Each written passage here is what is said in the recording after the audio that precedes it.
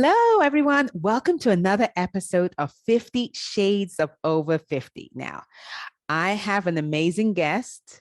So, all I'm just going to tell you is just sit down, get your tea, get your water, whatever you need, because we're going to be here for a short time and you don't want to leave. You want to listen to everything that we talk about. My guest today is Dr. Barbara Dupree, and she's a gynecologist and women's health provider, but she's also a menopause care specialist, which I think is huge because I know from my experience, a lot of doctors that I've been in touch with are not specialized in menopause care. And so to have someone like that here to answer all our questions is a special treat. Welcome. For having me. I'm glad to join you. Yay, good. And the first question I always ask all my guests is their age. So how old are you? I'm 62. Great, great, great, great. And so this whole thing about menopause, it's kind of interesting that first of all, that people don't want to talk about it. Like, why? I know. I feel like the tide is turning and there's been more interest and discussion around it. So I'm excited about that there feels to be a movement of change around it. Yeah, I agree. Because I think before it was like, no one's like, nothing. It's like everyone, but we're all suffering in silence. Like, what's up with that? Exactly. Yeah. And so one of the questions I want to ask you first is, because I get this question a lot. Like I polled some of my because I have a community. So I polled my community and they had some questions. And one of the things they wanted to know is how do they even know they're in menopause? Like, what does that mean? Like, how do they even know? You know, it's typically the definition sounds pretty straightforward, but there are so many modifications that may impact it. But by definition, it's 12 months with the absence of periods. Mm-hmm. So for regular menstruating women, it usually starts perimenopause. We use the definition to define a time when periods start to change, more than 7 days of variation, either closer, farther, heavier, shorter, lighter, some variation in periods, which Mm-hmm. typically starts some years before menopause. But for women who go a full 12 months without a period, by definition, they have entered menopause. On the other hand, there are some variations. Women have had hysterectomies. Maybe they don't have their ovaries, so they don't have periods to signal that. Maybe they've had a uterine ablation, so they're no longer menstruating, or they've got an IUD in place, not having periods because of that. So Mm. periods classically are our marker, but for a lot of variations, not every woman experiences it that way. So it's Yeah. really when ovaries no longer have the ability to recruit a follicle, make hormones, and ovulate. Yeah. And when you said 12 months, so it has to be 12 months consecutively. So let's say they get to 10 months, they get a period. The clock starts over. Oh, wow.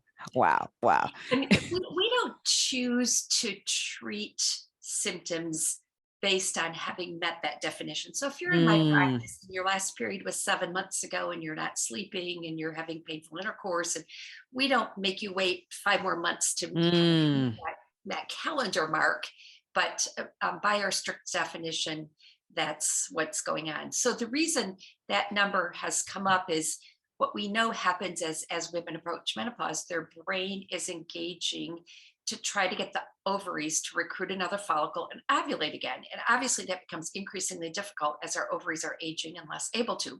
So, the mm. statistics tell us if your brain has been commanding your ovaries to recruit a follicle and ovulate one more time, and it hasn't happened in 12 months, it's not going to happen. Wow. Interesting. Okay. But many months can go by and you can get, one more period, and then, 6 months later, one more period, Mm. until there are no follicles left remaining that can be recruited to ovulate. Wow. You brought up something you said about the sleep. I think that was that was a question that so many women were asking, like, what is the solution for that? Oh, yeah. Books written about that. It is one of the more common concerns and questions around women at this season of life, but it's not solely hormonal. Okay. It's really multivariable. Mm, So I think part of it is, sleep hygiene, sleep habits, and mhm. we're our own worst enemies a little bit with our screens and our engagement. And So a lot of it Yeah. has to do with kind of retraining our brain about how to disengage and how to do better at quieting our Yeah. mind and engaging practices that are more inducive to sleep. There are many remedies over the counter prescription, and they have such a variable response of Mm. success that it's hard to guide a woman in Yeah. absolute solutions. So Yeah. sleep is a tricky thing, but certainly the number one symptom of menopause that have women seeking treatment is probably going to be night sweats. And because it Yes. disrupts their sleep, therefore they're more fatigued and a lot of other things are challenged. Yeah. Women seek treatment for that primary reason. Mm. So Yeah. we often can restore and improve sleep by addressing hot flashes and effective treatments with that. Mm. And what are some of the treatments for that, for like night sweats and um, hot flashes? Our first of all, we do look at lifestyle and try to encourage women to engage a lifestyle that's maybe going to be a little bit better at Yes. that, which is maybe managing stress, alcohol intake, diet, avoiding some of the triggers, which might be alcohol, larger carbs, or sugar. Women who exercise tend to have fewer hot flashes. Um, so if you can identify some of those triggers and try to eliminate it, you can do that. The most effective form of treatment to date that we have available really is hormone therapy and Yeah. replacing the hormones. So it's hot flashes come from our brain. There's a thermoregulatory zone, and in the absence of estrogen, things go a little bit haywire. So when we Yeah. restore estrogen levels, return that generally 95% of women will have 95% reduction of their hot flashes and night sweats. And then there are some other prescription non-hormonal options that can be somewhat effective as well. Yeah. I like what you mentioned about alcohol and the exercise, because I know for me, I actually gave up alcohol completely for that reason. Because whenever I would drink, it would be, I mean, my hot flashes would be like, become like, it's like 100 times in severity. And so I gave that up, and and I also saw an improvement when I started exercising more. Like I hardly have them now. So I think that's a great recommendation. Now I do have one of the people in my community sent a question about, they noticed that a lot of the women who do yoga, regularly, noticed that they had hardly any symptoms. Is there any scientific backing for that? Have you heard anything? No, there's been a lot of research looking at things like acupuncture, yoga, mindfulness, and the data is mixed. Um, Mm, so generally, it's going to be neutral to maybe somewhat beneficial, but I okay. think it's really quite individual. But Mm, I think there are so many symptoms related to menopause that can benefit from exercise. And certainly the stress modification and yoga mhm. can help achieve some of those things. So Yeah. we really do encourage women to take a opportunity to review their lifestyle and look Yeah. at behaviors that might improve not only night sweats and sleep, but stress. A lot of women are experiencing more mood disruptions, um, cognitive Yeah. so a lot of those things are going to have multifactorial. I feel like when I see a new patient in my practice for a consultation for menopause, all roads lead back to exercise. Yeah. Yeah. So Yeah. with weight management, a lot of women are experiencing weight gain, and even Yeah. when it comes to sexual health, we know women who exercise enjoy improved sexual health. Yeah. So Yeah.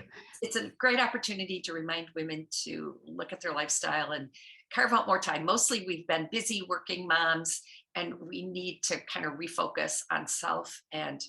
prioritize our own good habits. And so this is Yeah. a great opportunity for women to do that. Yeah. I always like to say that menopause is kind of mother nature's way of telling you, okay, sis, you need to slow down. You need to start to focus on you. Like, what are some of the things that you can do for yourself to improve your health? So, yeah.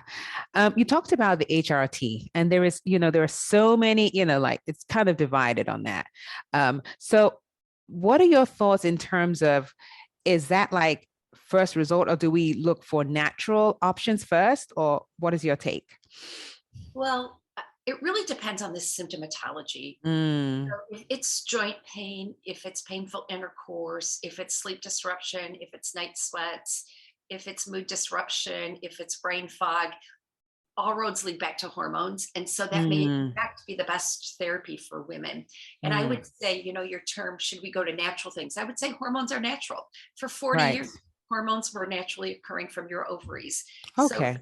is there something magical that happens at age 51, the average age of menopause, when hormones are no longer being produced by the ovaries, that makes exposure to those hormones now dangerous? I would say the answer is no. Um, Interesting. Yeah. Menopause is really about the only example we have in the human where we expect endocrine reduction function. Um, we might say ovarian failure, and we choose not to treat it. We do nothing. So any other Mm, endocrine organ that's not producing hormones adequately, we're replacing. We're yeah, that's a good point.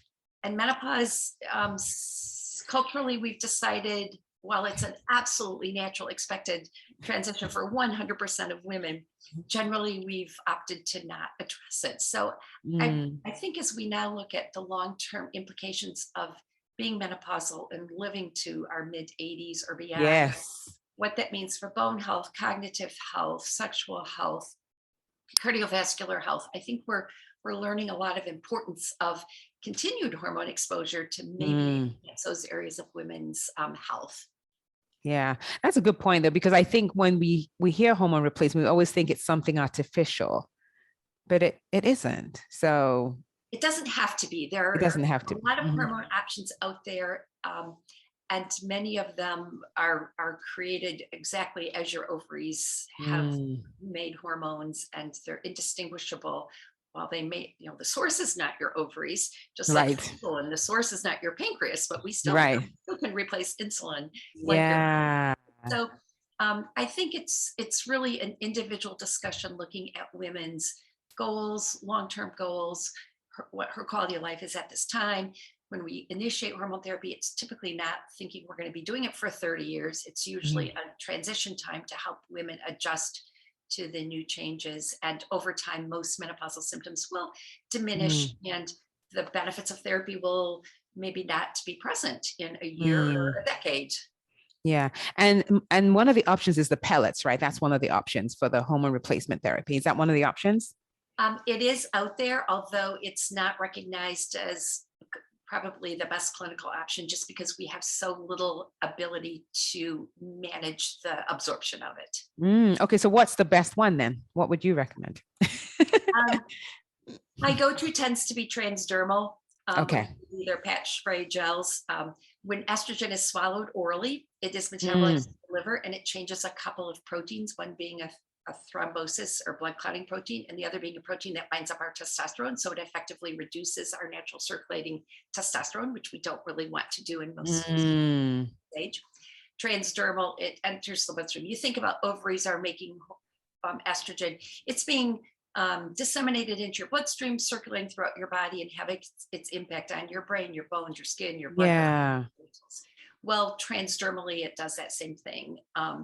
And we can fine tune the dose, week to week. We can make changes. It's just much more flexible, and it's pharmaceutical, so your insurance plan is going to pay for it. That So was my next question. Like, does insurance cover that? Interesting. Okay. I did not know that that was an option. All right. So let's kind of move towards a lot of questions. I got a lot of questions on sexual health. I get a So, lot of those too. and you know what? I'm going to be honest. I did not know until I hit menopause that vaginal dryness was a thing. I just thought something was wrong with me. It's like, I wish we were told this information. I wish there was somewhere where we could go. And so, for those listening, I just want to let you know that vaginal atrophy it happens. It's not in your head because sometimes people think you're crazy or something is wrong with you. So, tell us a little bit about that and what are the options to kind of help alleviate that? Well, I think you bring up an important point, and it motivated me about 10 years ago to create a website, middlesexmd.com, as a resource for women to talk with them about the physiology and the expected changes that occur as a result of menopause, and then maybe some of the solutions to help address sexual health. Because what happens is women don't know about it, their providers might not know about it, or they might not be comfortable talking about it or have what they think are solutions. So there's a big gap in women's experiences and their availability of solutions. So it is an area where we have to improve that gap in care for women. And part of it is, again, helping with awareness. So what you're doing today to have Yeah. a conversation around it. So the physiology there is, we're back to estrogen. Mm, Estrogen has played a really critical role in our bodies for 40 years, improving generally health. It has a huge impact to the genitals. So the way I describe it to women is you have estrogen receptors basically everywhere in your body, everywhere. mm. But Wow. the most concentrated area of estrogen receptors, meaning an area that estrogen will impact, are Mm, your genitals. mm, So not surprising, in the absence of estrogen or menopause, the area that's going to probably have over time the biggest impact is going to be your genitals. It mm. results in vulvar and vaginal thinning, narrowing, drying, loss of blood supply, loss of elastin and collagen. So there's increased risk of urinary incontinence, pelvic organ prolapse, diminished arousal, delayed ability Yeah. to orgasm, um, and then and simply pain. And Yeah. while lubricants and moisturizers are helpful to alleviate the dryness, it doesn't change the underlying progression toward Mm, atrophy. So the statistic is within 5 years of menopause, 50% of women or more are having painful sex that just a mm. lubricant or moisturizer isn't going to address. It Wow. really needs to be um, treated. So I think, speaking up and having a conversation about what's going on. And I also would say not every diagnosis of painful intercourse is vaginal atrophy, or our new term, Mm, by the way, is the genital urinary syndrome of menopause, mm. because it's not only the genitals, but it's the lower urinary tract Yeah. at the Yes. time as well. And it's directly related to menopause. So the genital urinary syndrome of menopause is our more updated term. But yeah, there are treatments for that. Um, some women may not be bothered by it. So it's a spectrum. Not Yeah. True. everybody True. experiences Yeah. it. But we just, once pain begins, women often, even outside of pain, may be experiencing some loss of desire. But now you bring pain into the equation, and it sort of snowballs Oh, into yeah. a really difficult situation. And interestingly, sexual health is one of the unique areas of our health that typically involves a partner. And Yes.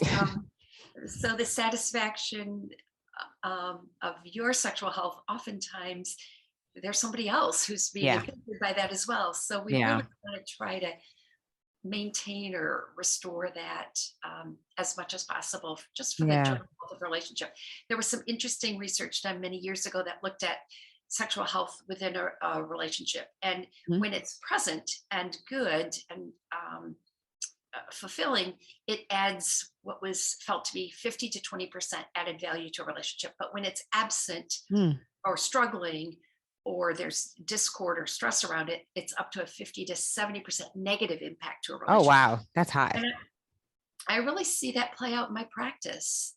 So just for the sake of encouraging and sustaining loving, supportive relationships, we really hope sexual health can be a continued part of that.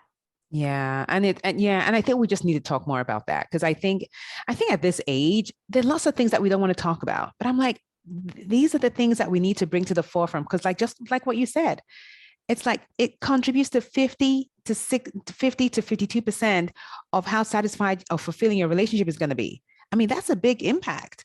And no one really wants to talk. So one of the things I read about, and I want you to kind of clarify this, is it says that the walls kind of start to close up. Is that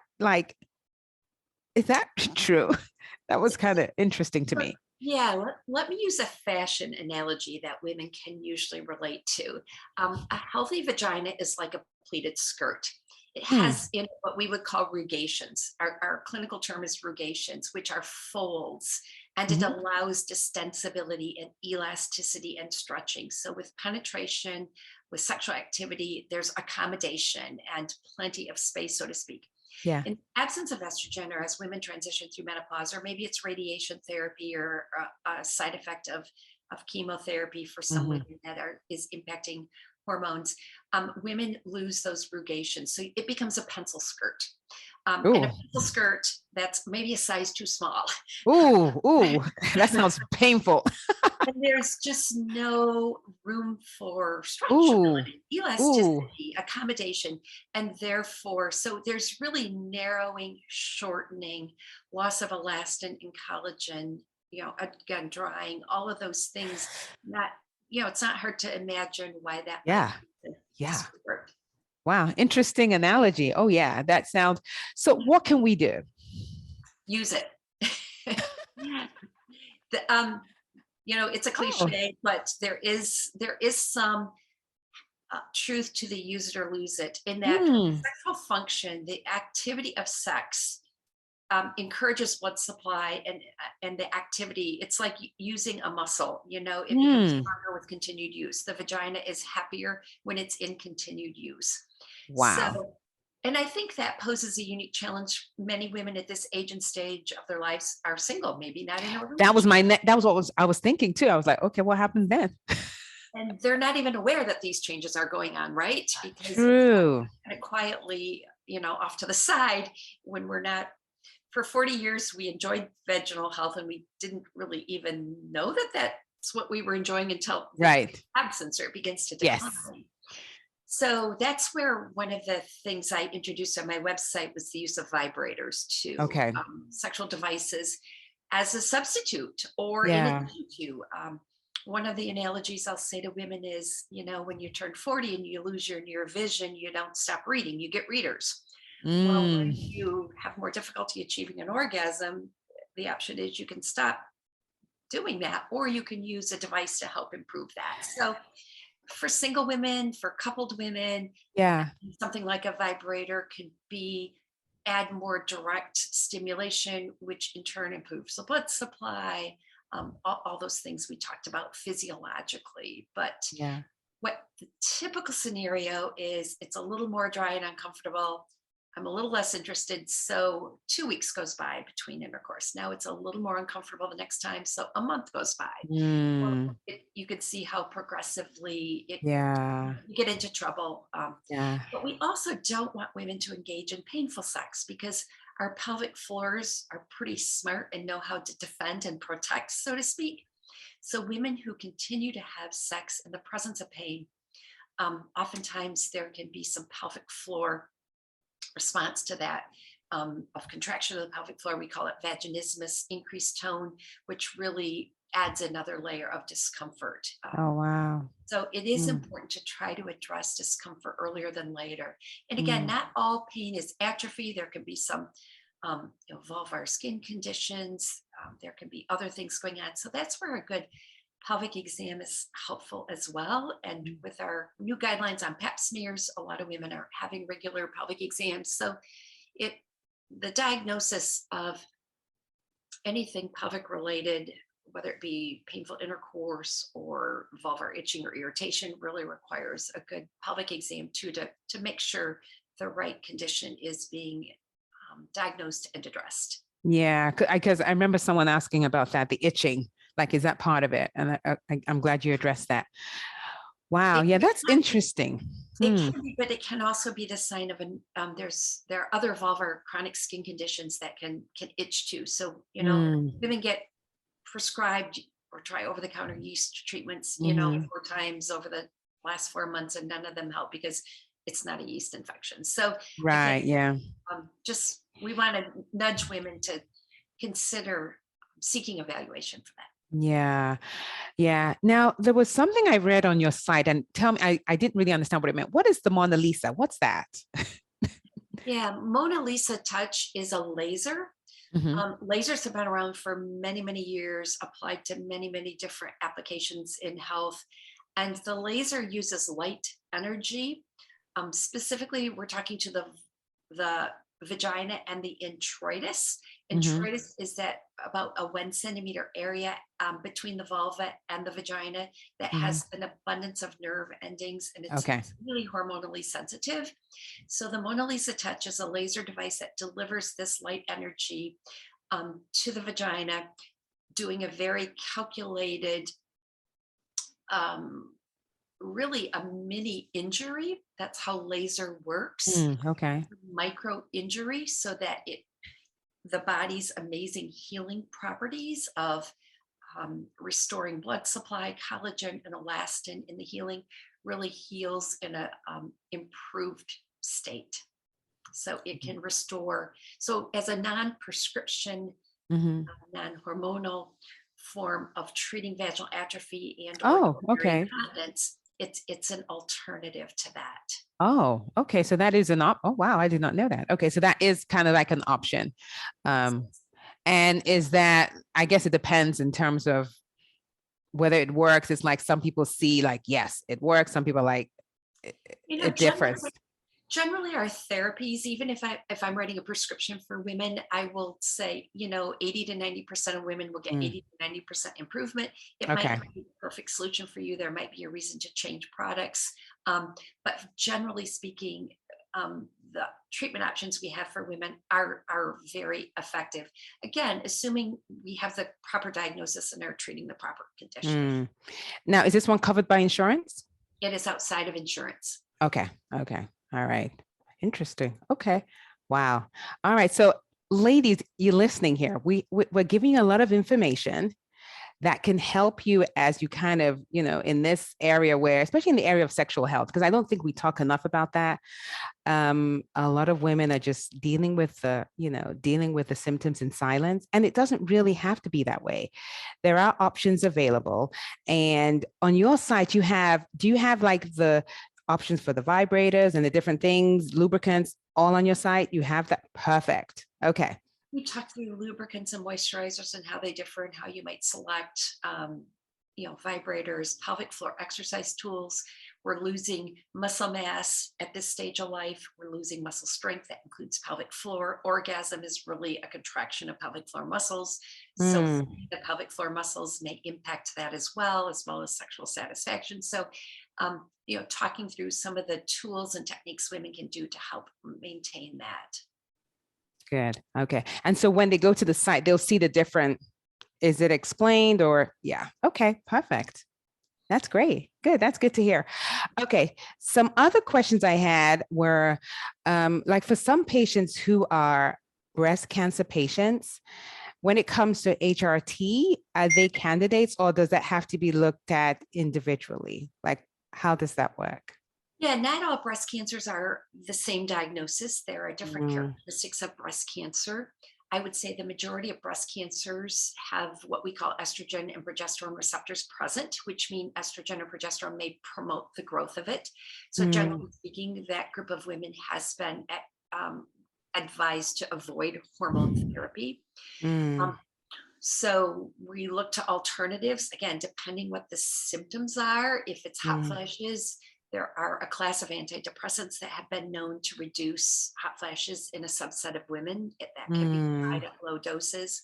There Okay. are clinical trials. We're pretty excited about some new class of medications. We're hoping maybe FDA approved in the next year to address hot flashes working centrally. Again, back to our brains are the source of hot flashes through the thermoregulatory um, area of the brain. And we now have added understanding of the mechanism of why hot flashes are triggered. So there are some alternate treatment approaches that are being addressed. When it comes to vaginal health, specifically in our breast cancer patients, we really feel comfortable using our localized or vaginal estrogen. That's an incredibly small amount. Generally, in a year of using vaginal estrogen, it's probably equivalent to the amount of estrogen your ovaries made in about 1 or 2 hours. So it's this Mm, really small amount, but mm, targeted. So mhm. it's not delivered outside of the vulva or vagina. It's so outside areas, systemic areas are not impacted. Most oncologists are supportive of their patients considering that.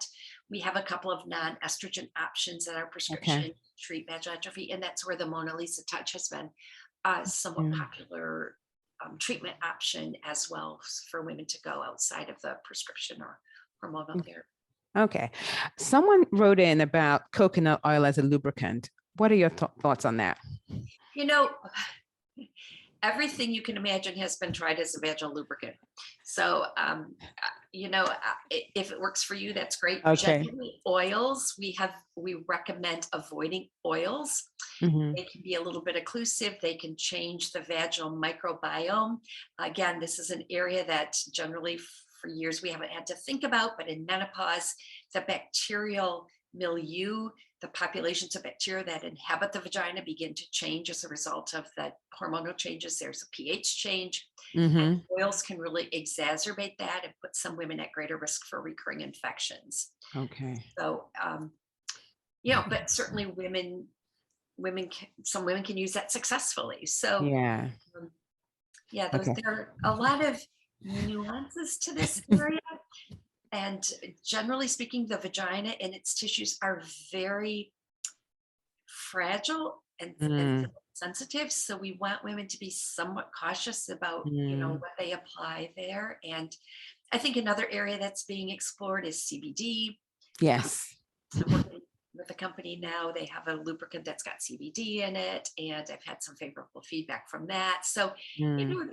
it's back to our earlier point of this discussion is being elevated. There's more interest. There's more exploration. Yeah. It's Yeah. implementation science. So I think it's only good for women in the future of menopausal health and sexual health that there's going to be more and more favorable options for us to improve our quality of life. Yeah, which is nice because I think in the past we just haven't had enough research or talk about it.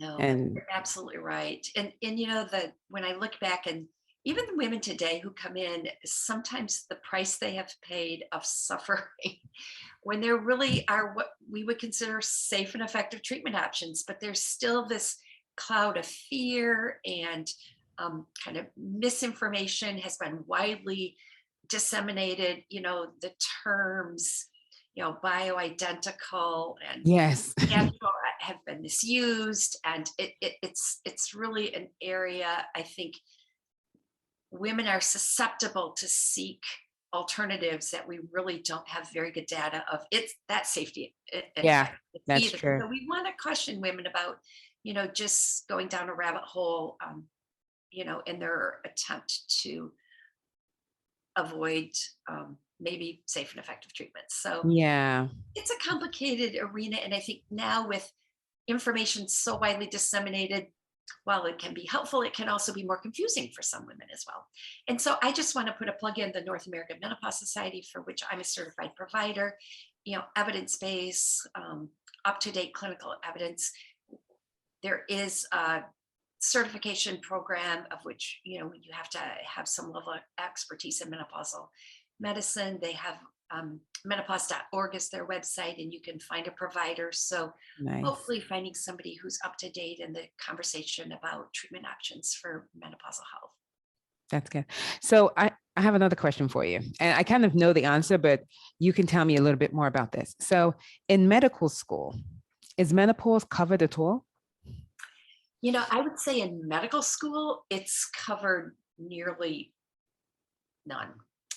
Residency, my training is in obstetrics and gynecology, so I Yes. certainly have some exposure to it. But for general medicine, family Right. medicine, internal medicine, it really is, it's an area that many practitioners don't feel well equipped to Yeah. address or have conversations with. So a lot of women leave without feeling like they've had, an adequate opportunity to discuss treatment options because, the provider may not be comfortable with the treatment Exactly. options. So Yeah.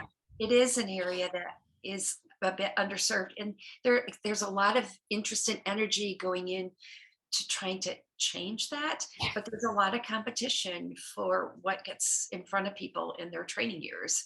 So I don't know. I think really what I have discovered is some practitioners understand that their patients are going to have needs around that, and they seek additional clinical training for it Training. because they Yeah.